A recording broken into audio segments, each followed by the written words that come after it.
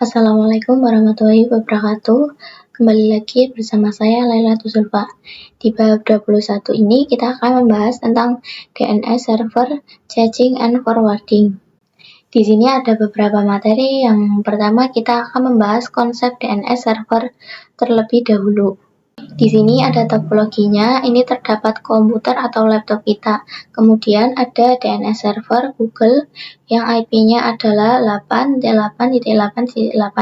Kemudian ada juga facebook.com, di mana pada facebook.com atau DNS server itu pasti terhubung dengan internet.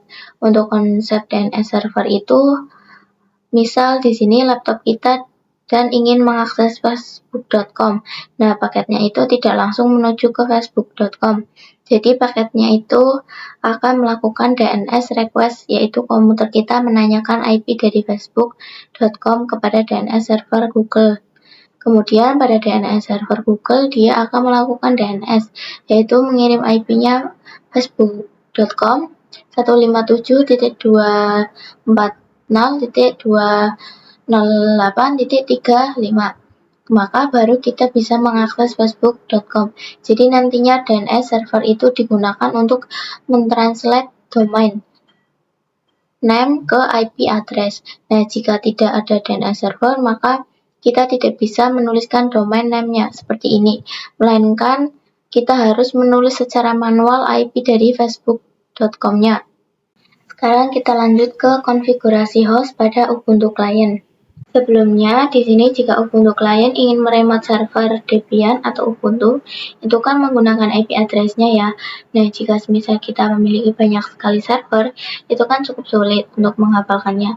Maka di sini kita akan konfigurasikan host-nya, jadi lebih mudah.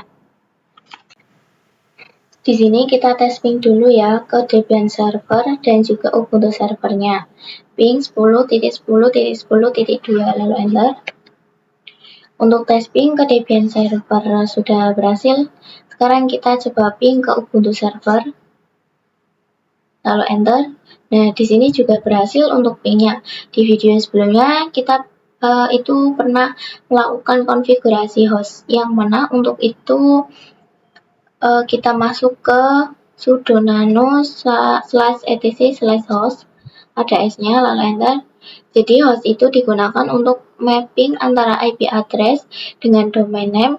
Misalkan kita ingin mengeping IP 127.0.1.1, maka kita bisa langsung ping menggunakan Lailatus Sri VirtualBox saja. Nah, di sini kita coba menaruh IP dari server Debian dulu. Di sini kita tuliskan IP server Debian, lalu spasi hingga sejajar. Kita full is domain name-nya sbr1-debian, lalu enter. Kita tulis IP dari Ubuntu servernya, lalu spasi hingga sejajar. Ini sbr2 Ubuntu, lalu enter. Kemudian kita juga tulis IP router kita, tulis domain name-nya,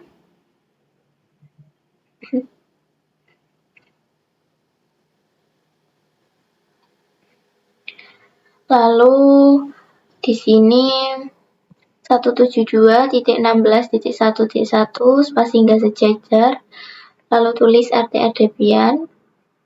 Maka nanti kita bisa mengeping hanya dengan menuliskan name-nya saja. Di sini kita save. Kemudian kita bisa coba tes ping ya, ping sbr1-debian. Oke, di sini TTL, kita coba di server 2 yaitu untuk Ubuntu. Lalu enter. Nah, di sini untuk Ubuntu juga berhasil. Kita juga bisa melakukan SSH hanya dengan menggunakan name-nya saja. Kita coba SSH Debian server dulu. SSH user, lalu sbr1-debian min p 2211, lalu enter. Nah, di sini dimintakan password ya. Selanjutnya yaitu konsep caching DNS server. Jadi seperti sebelumnya bahwa DNS server itu memiliki banyak sekali tipe. Dan caching DNS server itu fungsinya untuk mengecek request DNS. Jika sebelumnya misalnya laptop kita ingin mengakses facebook.com, maka dia akan melakukan request IP ke DNS server Google. Kemudian DNS request Kemudian DNS server Google mengirim DNS answer berupa IP facebook.com, maka baru komputer kita bisa mengakses facebook.com. Nah, di sini terdapat yang namanya local DNS server. Jadi nanti pada komputer kita ketika melakukan request DNS itu sebelum ke server Google itu ke local DNS server terlebih dahulu. Nah, nanti dari local DNS servernya baru melakukan request IP ke DNS server Google. Kemudian jika DNS server Google mengirim DNS answer, maka pada local DNS akan disimpan di chunks-nya. Maka nanti bila komputer kita ingin mengakses Facebook kembali, dia hanya cukup bertanya ke local DNS server dan local DNS akan mengecek chunks-nya apakah ada. Jadi local DNS itu tidak melakukan request lagi.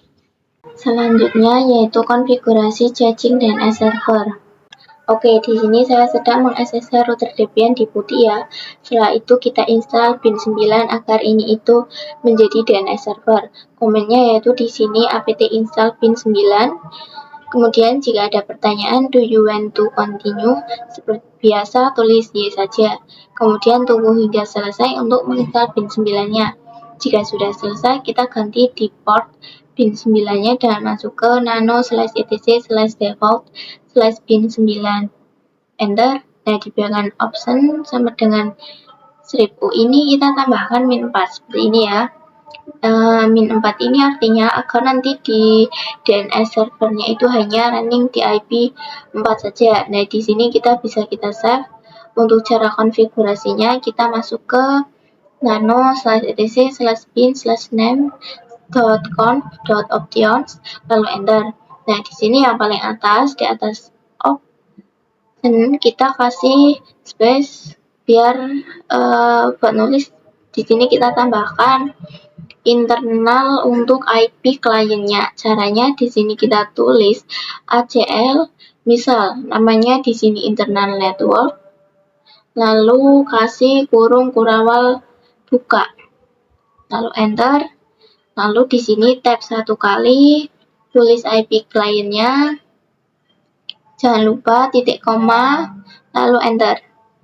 Lalu spasi kurung kurawal tutup dan titik koma. Oke, di sini sudah menambahkan IP Ubuntu lainnya. Sekarang kita ke bawah ke option kurung kurawal. Terus ada tulisan directory yang ini, di sini kita enter. Kemudian di sini kita tulis recursion yes, titik koma, lalu enter.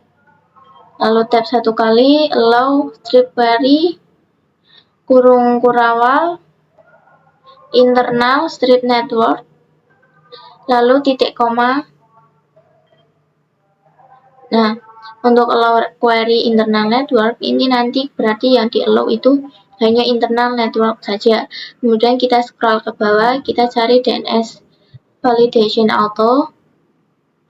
Di sini autonya kita ganti menjadi yes.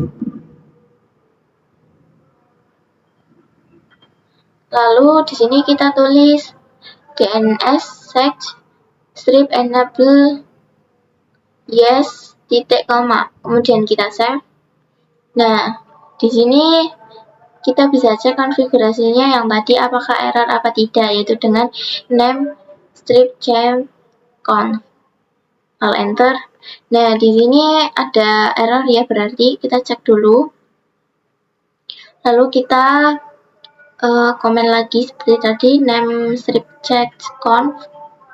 Nah, oke, di sini tidak ada error ya, berarti sudah bisa. Kalau kosong itu tidak ada error ya. Selanjutnya yaitu konsep forwarding DNS server. Itu konsep forwarding itu sebenarnya hampir sama dengan konsep caching, tapi bedanya jika caching DNS server itu kan laptop kita melakukan request ke DNS server Google, tapi kalau forwarding itu local DNS server tidak melakukan DNS request. Jadi misal dari laptop kita melakukan DNS request IP Facebook, nah local DNS Server ini tidak melakukan request, tapi hanya meng-forward DNS server Google, dan nanti jika DNS Google mengirim IP Facebook lokal DNS, hanya akan mem-forward ke laptop kita. Jika caching lokal DNS melakukan request sendiri, nah forwarding itu dari laptop kita langsung ke DNS server Google. Yang terakhir yaitu konfigurasi forwarding DNS server. Di sini kita install bin 9-nya dulu. Nah, di sini untuk konfigurasinya hampir sama dengan caching DNS server. Jangan lupa untuk menginstalnya di server 1 Debian. Kemudian kita masuk ke nano/etc/bin/name.com.options, lalu enter. Kemudian kita scroll ke bawah sampai yang forwarder yang ini.